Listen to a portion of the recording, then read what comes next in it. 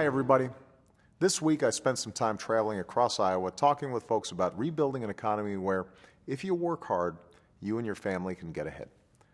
And along the way, I stopped in at Cascade High School to thank the teachers there for doing such a great job and wish them luck as they head back to the classroom for this school year.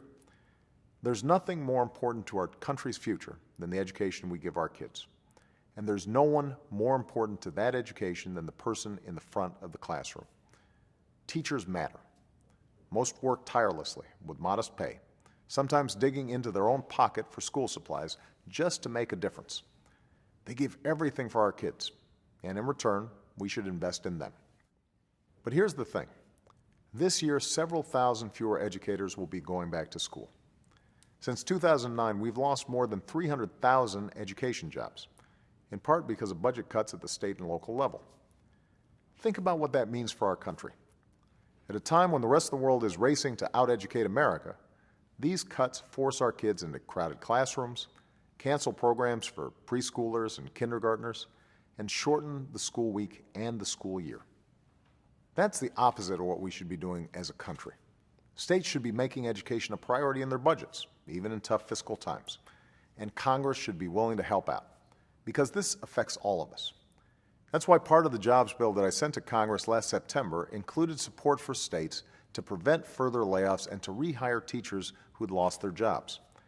But here we are, a year later, with tens of thousands more educators laid off, and Congress still hasn't done anything about it. In fact, the economic plan that almost every Republican in Congress voted for would make the situation even worse. It would actually cut funding for education, which means fewer kids in Head Start, fewer teachers in our classrooms, and fewer college students with access to financial aid, all to pay for a massive new tax cut for millionaires and billionaires. That's backwards. That's wrong. That plan doesn't invest in our future, it undercuts our future.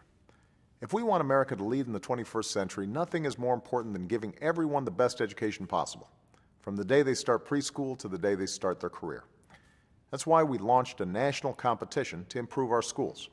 And for less than 1% of what our nation spends on education each year, we've encouraged almost every state to raise their standards. The first time that's happened in a generation. That's why we've invested in math and science education and given states more flexibility on No Child Left Behind. And that's why we've reformed the student loan program to put students before big banks and increased financial aid for millions of young people. Because in America, higher education can't be a luxury. It's an economic necessity every family should be able to afford. This is a country where no matter what you look like or where you come from, if you're willing to study and work hard, you can go as far as your talents will take you. You can make it if you try.